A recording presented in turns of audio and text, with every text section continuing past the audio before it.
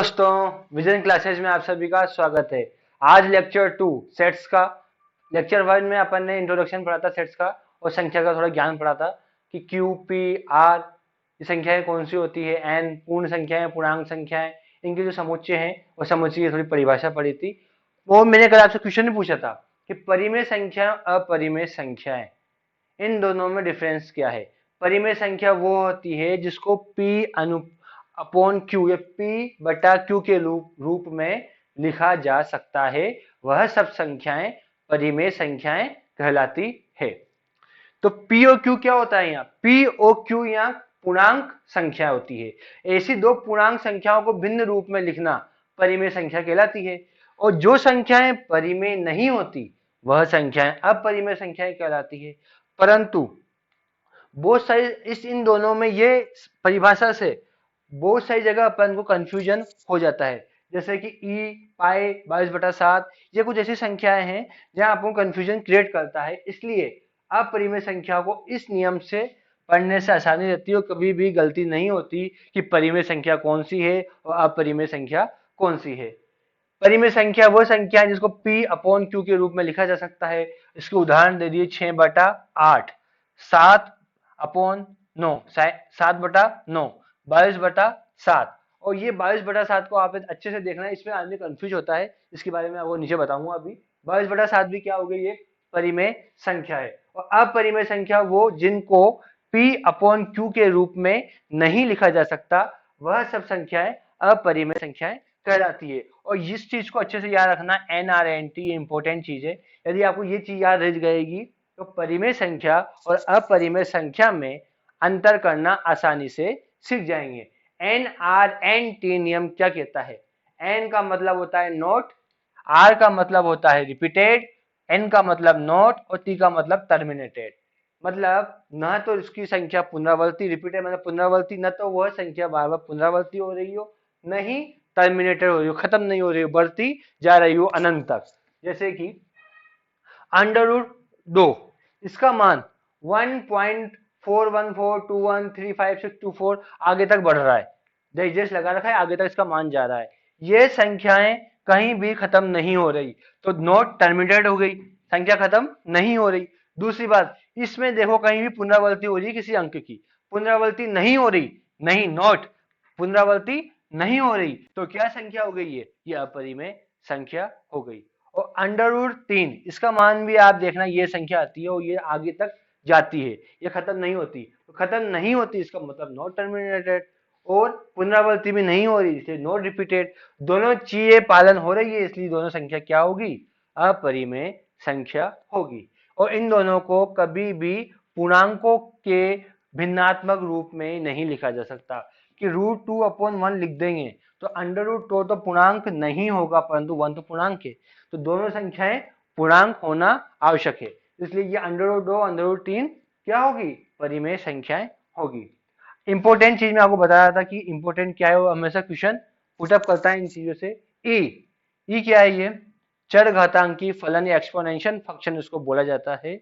इसकी वैल्यू होती है 2.7182818285 और आगे तक इसका मान बढ़ रहा है।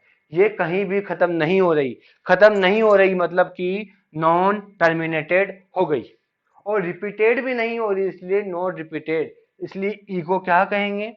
ई को कहेंगे अपरिमेय संख्या। इंपॉर्टेंट याद रखना कि ई क्या है? अपरिमेय संख्या है। 22/7 आपने 10वीं में पढ़ा होगा और इसको पाई बोलते हो आप। आपने 10वीं में 22/7 को पाई बोला हुआ है। ये पाई नहीं होता, उसके लगभग बराबर होता है, फिक्स पाई नहीं होगा 22/7। ये अप्रोक्सीमेट है, पाई की वैल्यू 22/7 की अप्रोक्सीमेट है। इसलिए 22/7 तो अपने को मैंने पहले ऊपर लिखा है, क्या है? परिमेय संख्या है। परंतु पाई की एग्जैक्ट वैल्यू आप निकालना, पाई की एग्जैक्ट वैल्यू आएगी 3.1415926536। ना तो इसकी ये कहीं भी खत्म हो रही है, आगे तक जा रही है, इसे नॉट टर्मिनेटेड हो गई। और दूसरी बात, रिपीटेड भी नहीं हो रही, कोई भी मान दोबारा उसकी पुनरावृत्ति नहीं हो रही, इसलिए क्या हो गई? ये नॉट रिपीटेड। और नॉट रिपीटेड नॉट टर्मिनेटेड मतलब कि NRNT नियम इसमें पालन हो गया, इसलिए पाई भी क्या हो गई? पाई क्या हो गई? अपरिमेय संख्या हो गई। परंतु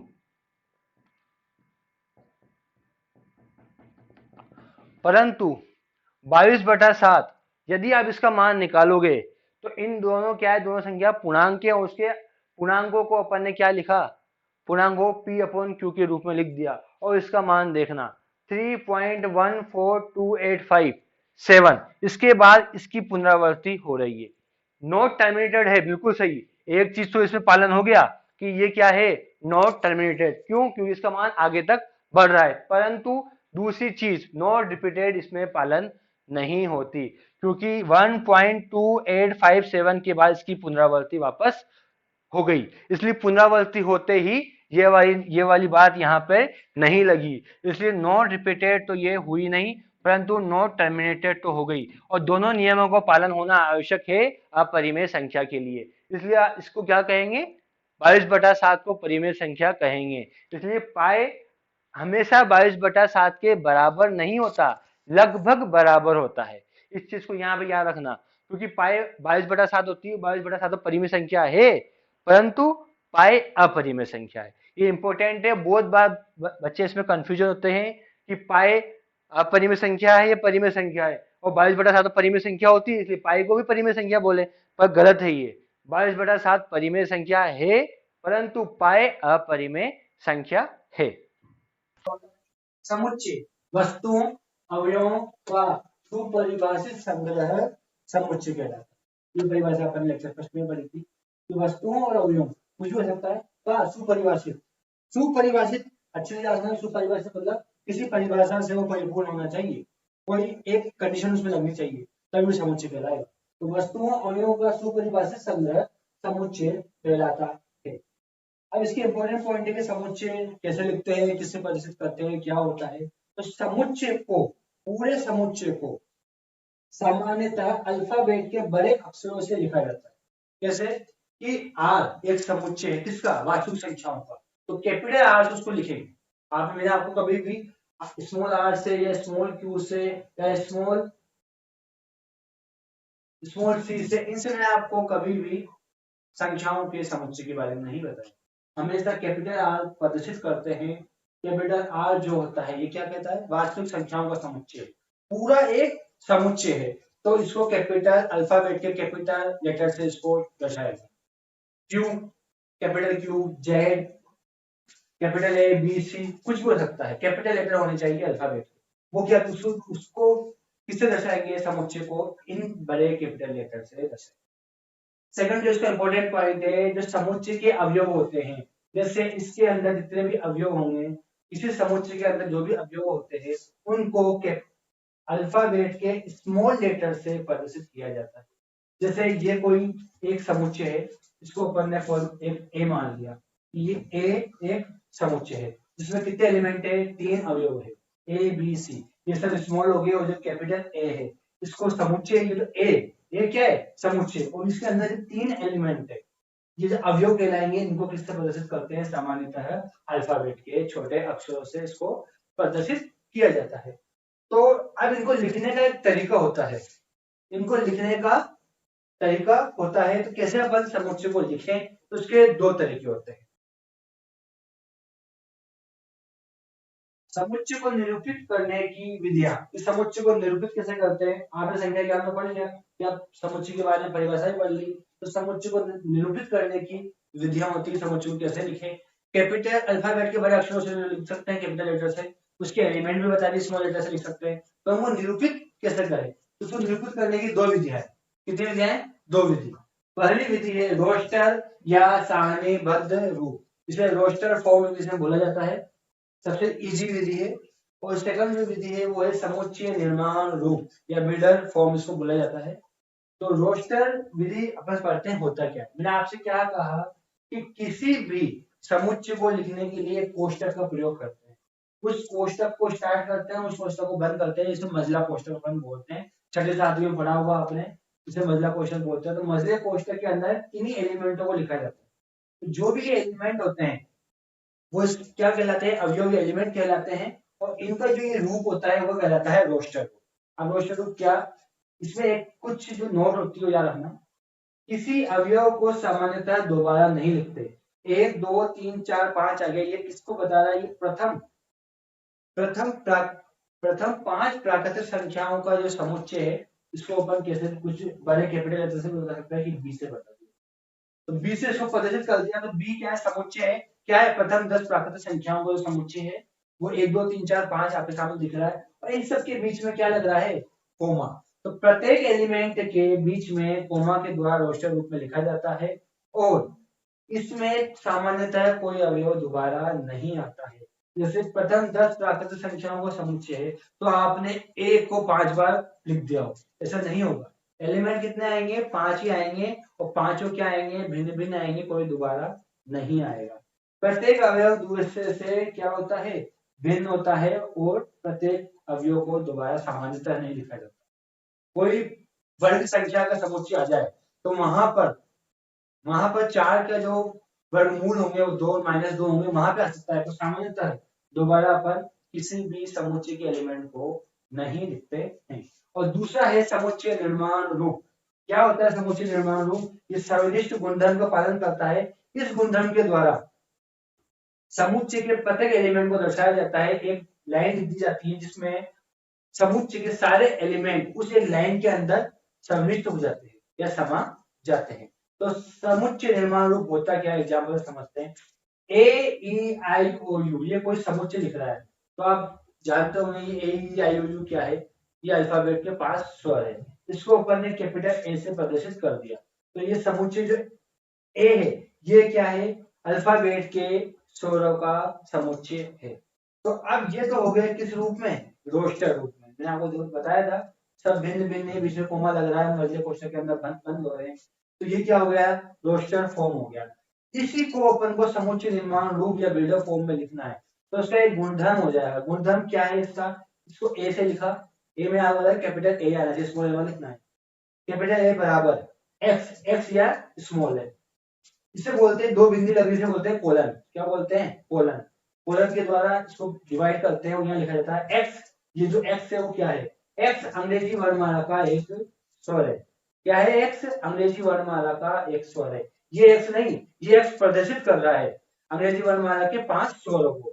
ये एक्स को स्वर नहीं है, परंतु ये दर्शा क्या रहा है कि अल्फाबेट में 5 स्वर होते हैं और उन 5 स्वरों को एक्स के द्वारा प्रदर्शित करा जा रहा है, और उसको अपन रोस्टर रूप में लिखेंगे।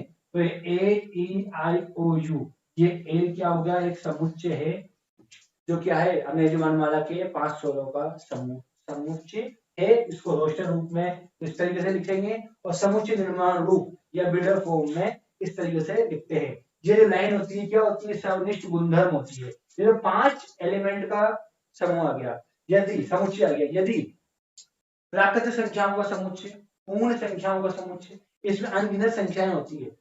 वास्तविक संख्याओं का समुच्चय, इसमें अनगिनत संख्याएं होती है। इसको अपन किसके द्वारा लिखा सकते हैं आसानी से, सर्वनिष्ठ गुणधर्म के रूप में लिखा जाता है। एक एग्जाम्पल बोल दे रहा हूँ इसका। कोई समुच्चय है कैपिटल सी, बराबर लगाया एम लिखा, एम को एक एलिमेंट के द्वारा उसको प्रदर्शित करते हैं स्मॉल।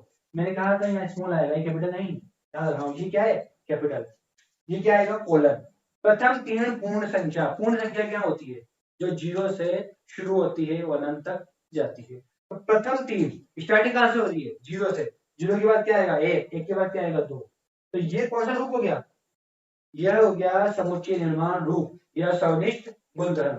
और ये जो नीचे लिखा मैंने, सी बराबर 0 1 2, बड़ा अच्छे से लिख देते हैं, कैपिटल हो गया। सी बराबर मध्य कोष्ठक के अंदर 0, 1, 2। तो ये क्या हो गया, रोस्टर रूप हो गया। तो जो अपन दो विधियां पढ़ी थी, निर्माण रूप विधि और रोस्टर रूप विधि, उनको उदाहरण द्वारा को अच्छे से समझते हैं। एग्जाम्पल नंबर 1, ये सब एनसीईआरटी बुक के एग्जाम्पल ले रहा हूँ मैं, कि आपको उसकी एक्सरसाइज करने में दिक्कत नहीं आए। और उसमें एक्सरसाइज करने में जो भी दिक्कत आया कमेंट के रूप में बता सकते हैं, ये सवाल में दिक्कत आ रही है, क्वेश्चन में दिक्कत आ रही है, तो उसका सोल्यूशन अगले लेक्चर में मैं आपको दे दूंगा, या कमेंट में आपको उसका फिर डाउट को क्लियर करके स्क्रीनशॉट सेंड कर दूंगा कि आप उनको देख सकते हैं। तो इसका उदाहरण है पहला, समुच्चय x, ये क्या है, स्मॉल x, कोलन x एक धन पूर्णांक है और x स्क्वायर लेस देन 40 को रोस्टर रूप में लिखना है। किसमें लिखना है, रोस्टर रूप में। ये जो फॉर्मेट है किसका है, ये जो फॉर्मेट दे रखा है ये फॉर्मेट है सामान्य निर्माण रूप का या बिल्डर फॉर्म का फॉर्मेट दे दिया और उसको आपको चेंज इसमें करवा रहा है, रोस्टर रूप में आपसे लिखवा रहा है। तो उसमें एलिमेंट आएंगे रोस्टर रूप में और क्या लगेगा, मध्य कोष्ठक के अंदर बंद रहेगा और प्रत्येक एलिमेंट में कोमा लगेंगे। इसका आपको याद होना चाहिए रोस्टर रूप में लिखते कैसे। तो पहले तो इसको अच्छे से पढ़ते हैं। एक्स एक एलिमेंट है, स्मॉल एक्स है, कोलन के द्वारा एक्स जो स्मॉल एक्स एलिमेंट है वो एक धन पूर्णांक है।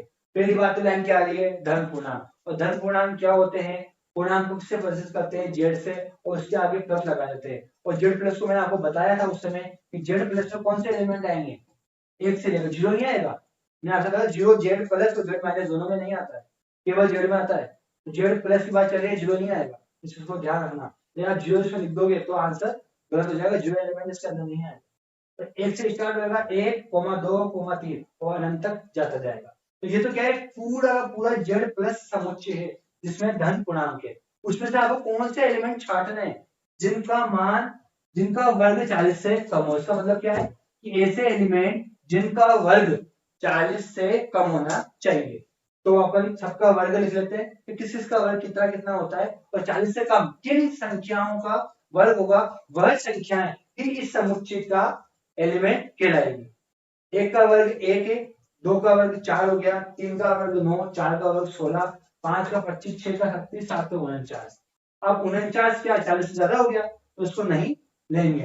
तो अपन कहां तक ले लेंगे, 1 से लेकर 6 तक के सारे एलिमेंट इस समुच्चय के अंतर्गत आ जाएंगे। इस समुच्चय को अपन कुछ भी नाम दे सकते हैं, माना इसको नाम दे दिया आपने ए, तो इसका आंसर क्या हो जाएगा, ए बराबर भजा क्वेश्चन स्टार्ट, प्रत्येक एलिमेंट के में कॉमा लगाएंगे और कोई एलिमेंट समान नहीं आना चाहिए। तो हर एलिमेंट उठा लिया, 1, 2, 3, 4, 5 और 6 सारे एलिमेंट उठा लिए, इसका क्या हो गया, आंसर हो गया।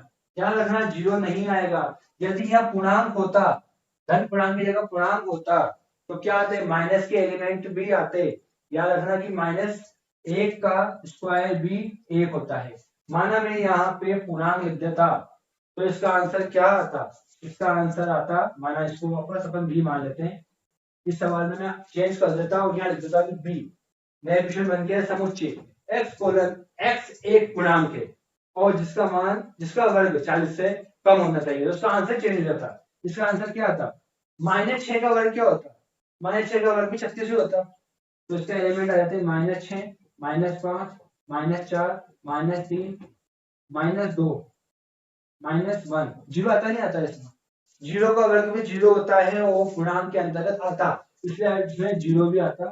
1, 2, 3, 4, 5 और 6, ये इसका आंसर हो जाता है यदि यहाँ पे क्या होता, पूर्णांक होता तो। अगला क्वेश्चन देखते हैं, ये आपका सवाल है एक्सरसाइज का। x कोलन x एक प्राकृत संख्या है और 6 की भाजक है। भाजक मतलब n में ऐसी संख्या है, n क्या है, प्राकृत संख्याओं को समुच्चय कहलाता है। तो n में से हमको ऐसी संख्याएं छांटनी है जिनका 6 में पूर्ण रूप से भाग चला जाए, तभी तो वो 6 की भाजक होगी। भाजक क्या होता है, जिस संख्या में अन्य संख्याओं का पूर्ण रूप से भाग चल जाए तो वो सब इसकी भाजक कहलाती है। तो प्राकृत संख्या कहां से स्टार्ट होती है, 1 से स्टार्ट होती है और पूर्ण संख्या 0 से होती है। परंतु यहाँ प्राकृत संख्या लिख रहा है, इसलिए अपन पहले तो समझते हैं कि प्राकृत संख्या में, प्राकृत संख्या के समुच्चय में संख्याएं कौन कौन सी आती है और उन संख्याओं में से इस समुच्चय में कौन कौन सी संख्याएं आएगी उनको छाट लेंगे और उनका एक रोस्टर रूप बना लेंगे, वही इसका क्या होगा, आंसर होगा। तो x, इसको भी अपन जो है कि माना कोई, ये ऐसे माना दिया इसको, और ये समुच्चय क्या है, a है, जिसमें एलिमेंट कौन से आते हैं, स्मॉल x जैसे एलिमेंट आते हैं। स्मॉल x क्या है, एक प्राकृत संख्या है और जो क्या है 6 के भाजक है। तो पहले प्राकृत संख्या देखेंगे कौन कौन सी प्राकृत संख्याएं होती है जो 6 की भाजक है, वो इसका आंसर आएगा। तो प्राकृत संख्याएं कहां से स्टार्ट होती है, 1 से, 1 से लेकर कहां तक जाती है, अनंत तक जाती है। अब इनमें से वो संख्याएं अपन को छांटनी है जो 6 की भाजक होगी, वो इसका आंसर आ जाएगा। तो 6 की भाजक कौन सी होगी, 1, एक तो प्रत्येक की भाजक होती है, तो एक तो इसका आंसर फिक्स हो गया कि 1 का भाग 6 में जाएगा नहीं जाएगा, डेफिनेटली जाएगा। और 2, 2 एक सम संख्या है, 2 के पहाड़े में 6 आता ही है, 2 × 3 = 6, 2 भी इसका भाजक हो जाएगी, 3 भी इसका भाजक हो जाएगी। 4 पूर्ण रूप से इसकी भाजक होगी क्या, 4 का भाग पूरी बात 6 में चल जाएगा क्या, 4 के बारे में 6 आती है, नहीं आती, तो ये इसकी भाजक नहीं होगी। 5 इसकी भाजक नहीं होगी। 6 का भाग 6 में अवश्य जाएगा, प्रत्येक संख्या का प्रत्येक संख्या का भाग पूर्ण रूप से जाता है और वो उसकी भाजक होती है। तो 1 और 6 तो हमेशा इसकी भाजक होगी, ये तो इसका आंसर हमेशा आएगा, परंतु 2 और 3 भी इसकी भाजक है, आगे वाली संख्या इसकी भाजक नहीं होगी, तो इसका आंसर आ जाएगा 1, 2, 3 और 6। धन्यवाद। सेट्स 1 स्टार्ट चल रहा है अभी। लेक्चर 2 आज आप यही समापन करते हैं। आगे इसी प्रकार हमारे लेक्चर आते रहेंगे। आपको यदि अच्छा लगता है तो आप लाइक कीजिए, अपने दोस्तों को बताइए कि यहाँ पर पूरी एनसीईआरटी जो नया सिलेबस है आरबीएससी का और एनसीईआरटी का हिंदी मीडियम में पूरा हर क्वेश्चन जो अच्छे से क्वेश्चन एक्सरसाइज वो कराए जाएंगे, आपका डाउट क्लियर करा जाएगा और आपको कंटिन्यू हर लेक्चर के माध्यम से पूरा का पूरा सिलेबस यहाँ पर पढ़ाया जाएगा। धन्यवाद।